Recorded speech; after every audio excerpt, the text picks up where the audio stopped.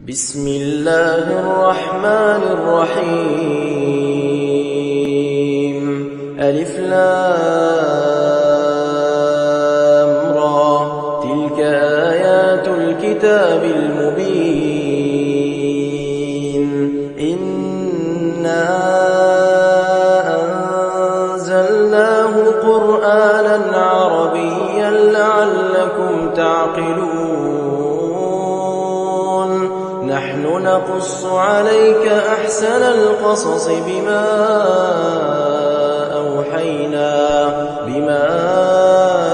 أوحينا إليك هذا القرآن، وإن كنت من قبله لمن الغافلين. إذ قال يوسف لأبيه يا أبت إني رأيت 11 كوكبا والشمس والقمر رأيتهم لي ساجدين. قال يا بني لا تقصص رؤياك على إخوتك فيكيدوا لك كيدا، إن الشيطان للإنسان عدو مبين.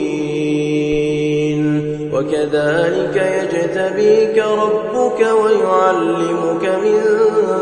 تأويل الأحاديث ويتم نعمته عليك وعلى آل يعقوب كما أتمها على أبويك من قبل إبراهيم وإسحاق، إن ربك عليم حكيم. لقد كان في يوسف وإخوته آيات للسائلين، إذ قالوا ليوسف وأخوه أحب إلى أبينا منا ونحن عصبة إن أبانا لفي ضلال مبين. اقتلوا يوسف أو اطرحوه أرضا يخل لكم وجه أبيكم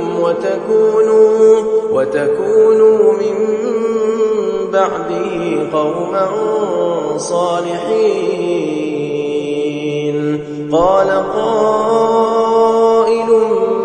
منهم لا تقتلوا يوسف وألقوه في غيابة الجب يلتقطه بعض السيارة إن كنتم فاعلين. قالوا يا أبانا ما لك لا تأمنا على يوسف وإنا له لناصحون. أرسله معنا غدا يرتع ويلعب وإنا له لحافظون. قال إني ليحزنني أن تذهبوا به وأخاف أن يأكله الذئب وأنتم عنه غافلون. قالوا لئن أكله الذئب ونحن عصبة إنا إذا لخاسرون. فلما ذهبوا به وأجمعوا أن يجعلوه في غيابة الجب وأوحينا إليه لتنبئنهم بأمرهم هذا وهم لا يشعرون. وجاءوا أباهم عشاء يبكون. قالوا يا أبانا إنا ذهبنا نستبق وتركنا يوسف عند متاعنا فأكله الذئب وما أنت بمؤمن لنا ولو كنا صادقين وجاءوا على قميصه بدم كذب قال بل سولت لكم أنفسكم أمرا فصبر جميل والله المستعان على ما تصفون وجاءت سيارة فأرسلوا واردهم فأدلى دلوه قال يا بشرى هذا غلام وأسروه بضاعة والله عليم بما يعملون وشروه بثمن بخس دراهم معدودة وكانوا فيه من الزاهدين وقال الذي اشتراه من مصر لامرأته أكرمي مثواه عسى أن ينفعنا أو نتخذه ولدا وكذلك مكنا ليوسف في الأرض ولنعلمه من تأويل الأحاديث والله غالب على أمره ولكن أكثر الناس لا يعلمون ولما بلغ أشده آتيناه حكما وعلما وكذلك نجزي المحسنين وراودته التي هو في بيتها عن نفسه وغلقت الأبواب وقالت هيت لك قال معاذ الله إنه ربي أحسن مثواي إنه لا يفلح الظالمون ولقد همت به وهم بها لولا أن رأى برهان ربه كذلك لنصرف عنه السوء والفحشاء إنه من عبادنا المخلصين واستبق الباب وقدت قميصه من دبر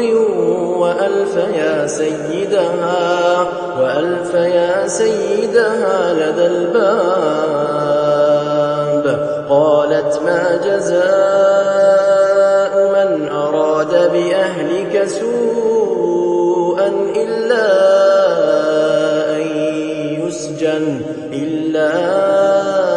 أن يسجن أو عذاب أليم قال هي راودتني عن نفسي وشهد شاهد من أهلها إن كان قميصه قد من قبل فصدقت وهو من الكاذبين وإن كان قميصه قد من دبر فكذبت وهو من الصادقين فلما رأى قميصه قد من دبر قال إنه من كيدكن إن كيدكن عظيم. يوسف أعرض عن هذا واستغفري لذنبك إنك كنت من الخاطئين. وقال نسوة في المدينة امرأة العزيز تراود فتاها عن نفسه قد شغفها حبا إنا لنراها في ضلال مبين. فلما سمعت بمكرهن أرسلت إليهن وأعتدت لهن متكئا وآتت كل واحدة منهن سكينا وقالت اخرج عليهن. فلما رأينه أكبرنه وقطعن أيديهن وقلن حاش لله ما هذا بشرا إن هذا إلا ملك كريم. قالت فذلكن الذي لمتنني فيه ولقد راودته عن نفسه فاستعصم ولئن لم يفعل ما آمره ليسجنن وليكونن من الصاغرين. قال رب السجن أحب إلي مما يدعونني إليه وإلا تصرف عني كيدهن أصب إليهن وأكن من الجاهلين. فاستجاب له ربه فصرف عنه كيدهن إنه هو السميع العليم. ثم بدا لهم من بعد ما رأوا الآيات ليسجننه حتى حين. ودخل معه السجن فتيان قال أحدهما إني أراني أعصر خمرا وقال الآخر إني أراني أحمل فوق رأسي خبزا تأكل الطير منه نبئنا بتأويله إنا نراك من المحسنين. قال لا يأتيكما طعام ترزقانه إلا نبأتكما بتأويله قبل أن يأتيكما ذلكما مما علمني ربي إني تركت ملة قوم لا يؤمنون بالله وهم بالآخرة هم كافرون. واتبعت ملة آبائي إبراهيم وإسحاق ويعقوب ما كان لنا أن نشرك بالله من شيء ذلك من فضل الله علينا وعلى الناس ولكن أكثر الناس لا يشكرون. يا صاحبي السجن أأرباب متفرقون خير أم الله الواحد القهار. ما تعبدون من دونه إلا أسماء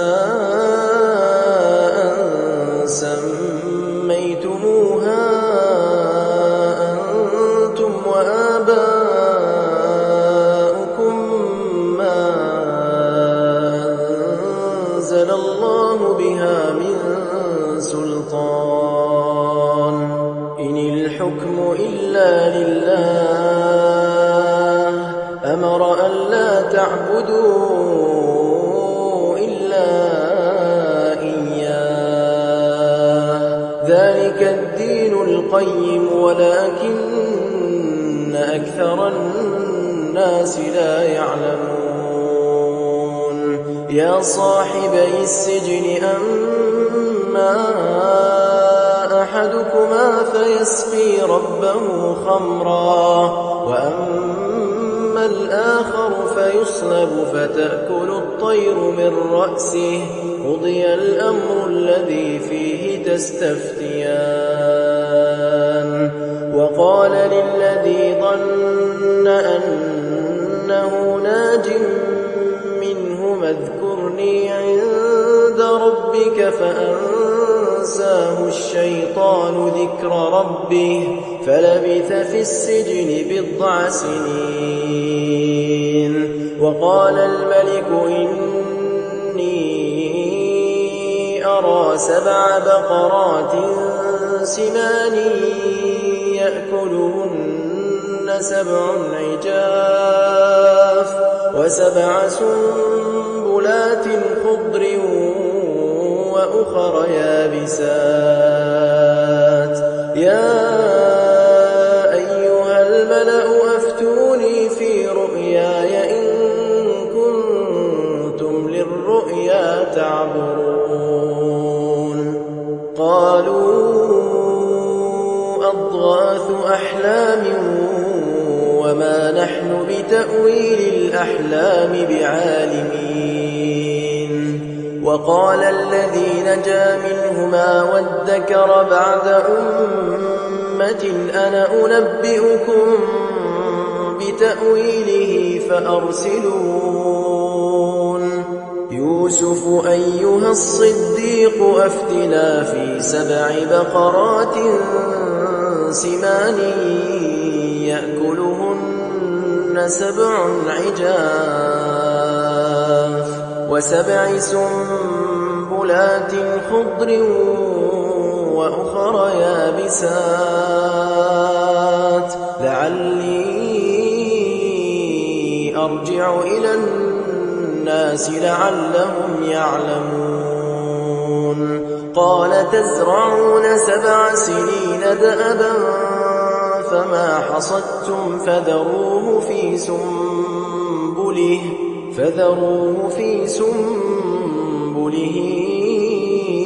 إلا قليلا مما تأكلون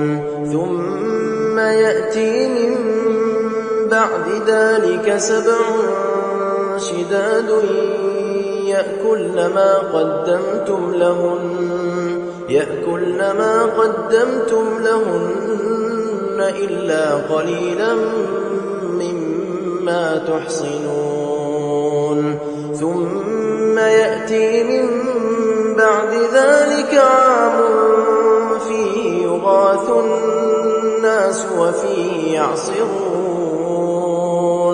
وقال الملك ائتوني به فلما جاءه الرسول قال ارجع إلى ربك فاسأله ما بال النسوة اللاتي قطعن أيديهن إن ربي بكيدهن عليم قال ما خطبكن إذ راوتن يوسف عن نفسه قلن حاش لله ما علمنا عليه من سوء قالت امرأة العزيز الآن حصحص الحق أنا راودته عن نفسه وإنه لمن الصادقين ذلك ليعلم أني لم أخنه بالغيب وأن الله لا يهدي كيد الخائنين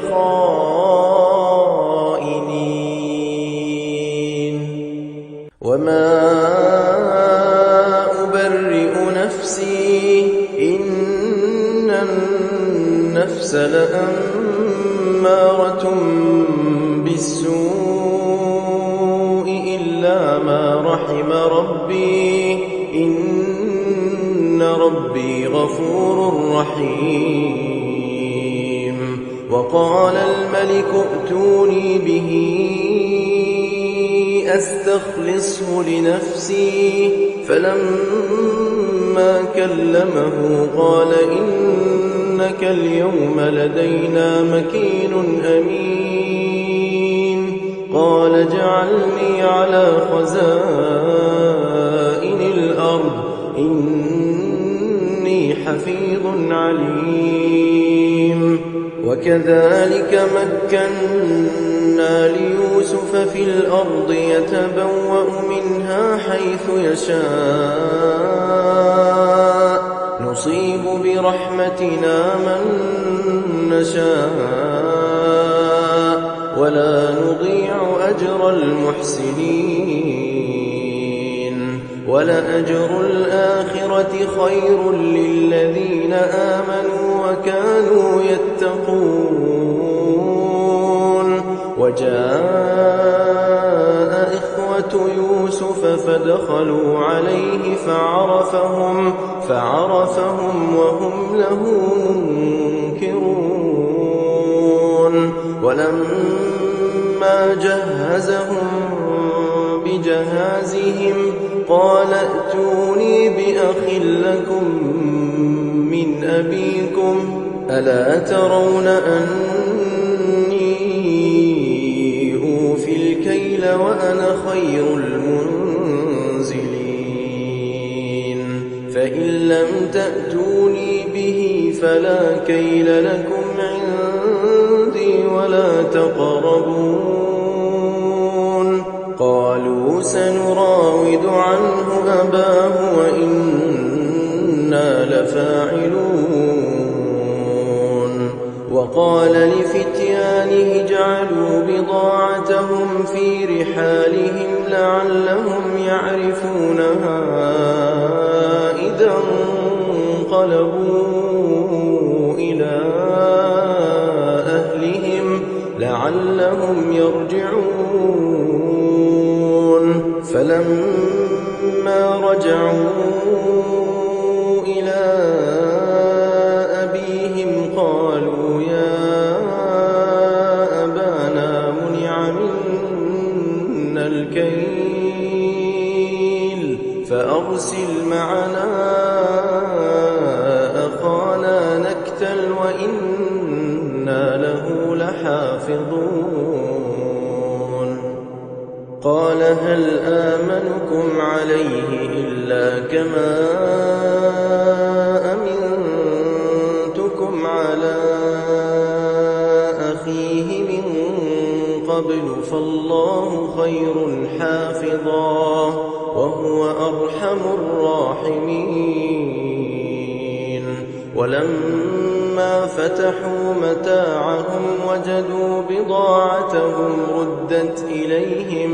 قالوا يا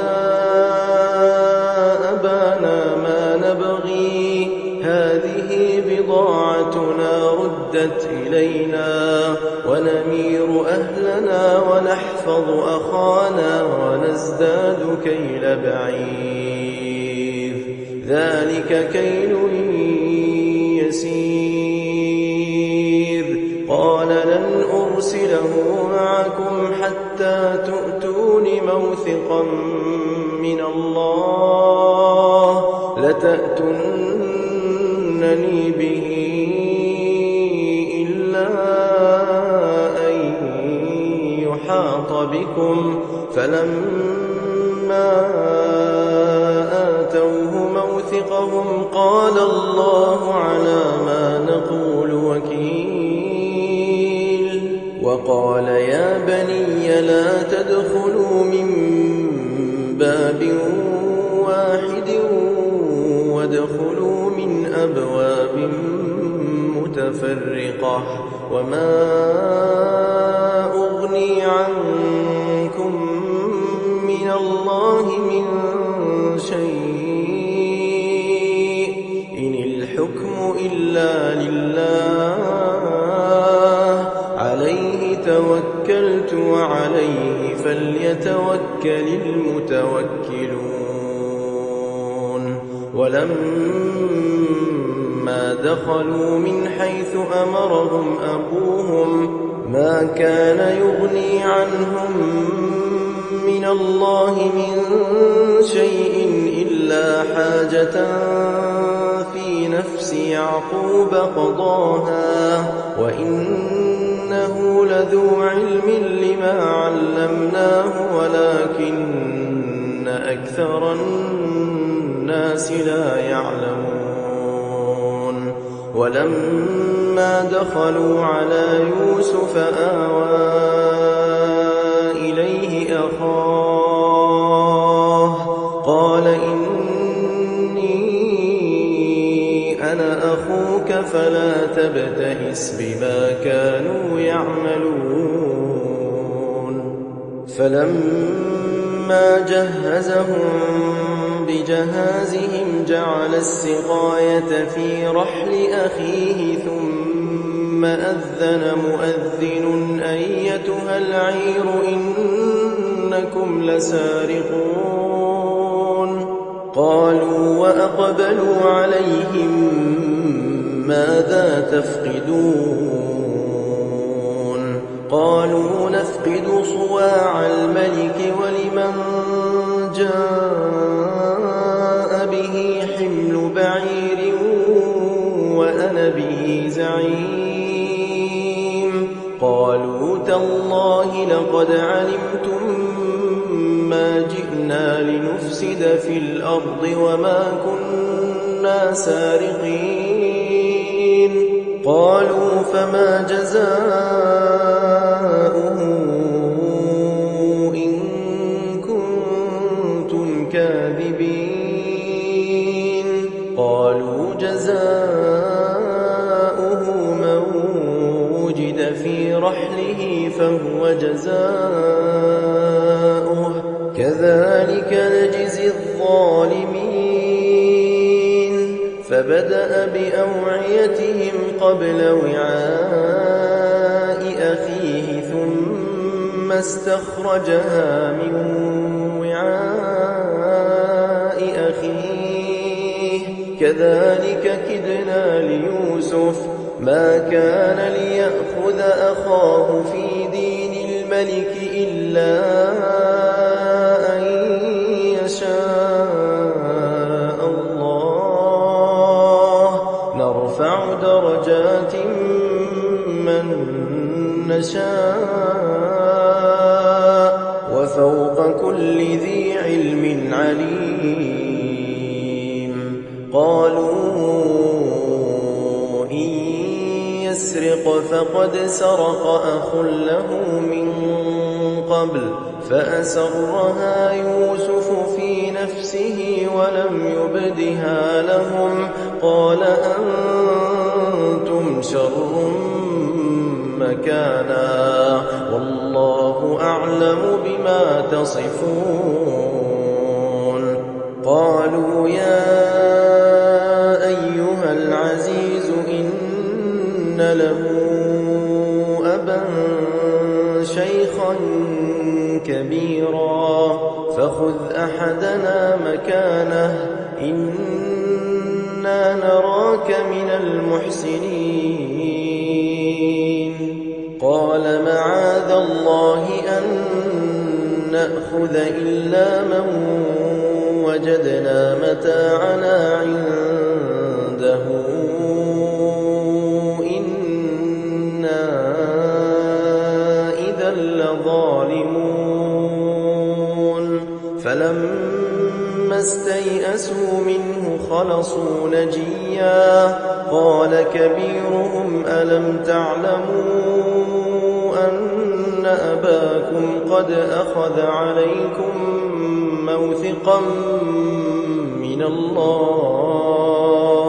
ومن قبل ما فرطتم في يوسف فلن أبرح الأرض حتى يأذن لي أبي أو يحكم الله لي وهو خير الحاكمين ارجعوا إلى أبيكم فقولوا يا أبانا إن ابنك سرق وما شهدنا إلا بما علمنا وما كنا للغيب حافظين واسأل القرية التي كنا فيها والعير التي أقبلنا فيها وإنا لصادقون قال بل سولت لكم أنفسكم أمرا فصبر جميل عسى الله أن يأتيني بهم جميعا إنه هو العليم الحكيم وتولى عنهم وقال يا أسفا على يوسف وابيضت عيناه من الحزن فهو كظيم قالوا تالله تفتأ تذكر يوسف حتى تكون حرضا أو تكون من الهالكين قال إنما أشكو بثي وحزني إلى الله وأعلم من الله ما لا تعلمون يا بني يذهبوا فتحسسوا من يوسف وأخيه ولا تيأسوا من روح الله إنه لا ييأس من روح الله إلا القوم الكافرون فلما دخلوا عليه قالوا يا أيها العزيز مسنا وأهلنا الضر وجئنا ببضاعة مزجاة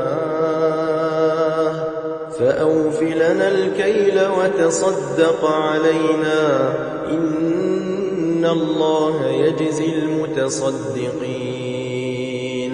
قال هل علمتم ما فعلتم بيوسف وأخيه إذ أنتم جاهلون قالوا أئنك لأنت يوسف قال أنا يوسف وهذا أخي قد من الله علينا إنه من يتق ويصبر فإن الله لا يضيع أجر المحسنين قالوا تالله لقد آثرك الله علينا وإن كنا لخاطئين قال لا تثريب عليكم اليوم يغفر الله لكم وهو أرحم الراحمين اذهبوا بقميصي هذا فألقوه على وجه أبي يأت بصيرا وأتوني بأهلكم أجمعين ولما فصلت العير قال أبوهم إني لأجد ريح يوسف لولا أن تفندون قالوا تالله إنك لفي ضلالك القديم فلما أن جاء البشير ألقاه على وجهه فارتد بصيرا قال ألم أقل لكم إني نعلم من الله ما لا تعلمون قالوا يا أبانا استغفر لنا ذنوبنا إنا كنا خاطئين قال سوف أستغفر لكم ربي إنه هو الغفور الرحيم فلما دخلوا على يوسف آوى إليه أبويه وقال ادخلوا مصر إن شاء الله آمنين ورفع أبويه على العرش وخروا له سجدا وقال يا أبت هذا تأويل رؤياي من قبل قد جعلها ربي حقا وقد أحسن بي إذ أخرجني من السجن وجاء بكم من البدو من بعد أن نزغ الشيطان بيني وبين إخوتي إن ربي لطيف لما يشاء إنه هو العليم الحكيم رب قد آتيتني من الملك وعلمتني من تأويل الأحاديث فاطر السماوات والأرض أنت وليي في الدنيا والآخرة توفني مسلما وألحقني بالصالحين ذلك من أنباء الغيب نوحيه إليك وما كنت لديهم إذ أجمعوا أمرهم وهم يمكرون وما أكثر الناس ولو حرصت بمؤمنين وما تسألهم عليه من أجر إن هو إلا ذكر للعالمين وكأي من آية في السماوات والأرض يمرون عليها وهم عنها معرضون وما يؤمن أكثرهم بالله إلا وهم مشركون أفأمنوا أن تأتيهم غاشية من عذاب الله أو تأتيهم الساعة بغتة وهم لا يشعرون قل هذه سبيلي أدعو إلى الله على بصيرة أنا ومن اتبعني وسبحان الله وما أنا من المشركين وما أرسلنا من قبلك إلا رجالا نوحي إليهم من أهل القرى أفلم يسيروا في الأرض فينظروا كيف كان عاقبة الذين من قبلهم ولدار الآخرة خير للذين اتقوا أفلا تعقلون حتى إذا استيأس الرسل وظنوا أنهم قد كذبوا جاءهم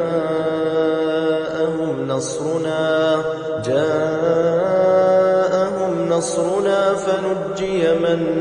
نشاء ولا يرد بأسنا عن القوم المجرمين لقد كان في قصصهم عبرة لأولي الألباب ما كان حديثا يفترى ولكن تصديق الذي بين يديه وتفصيل كل شيء وهدى ورحمة لقوم يؤمنون. إنما المؤمنون الذين إذا ذكر الله وجلت قلوبهم